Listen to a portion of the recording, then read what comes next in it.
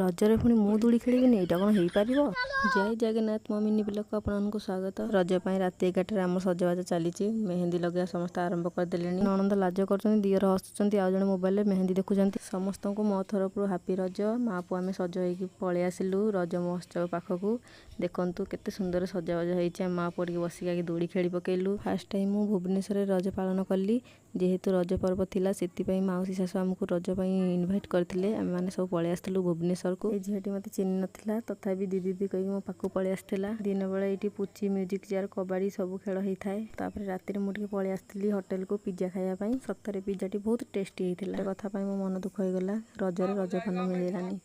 तापर दिन सकाଳେ आम पलि आसलु पुणी दोली खेलवाई। बापा बो दोली खेले। भुवनेश्वर पटे एमती रज पालन हुए आपण पटे केमिति रज पालन हुए मत कमेंट निहाती जनइबे।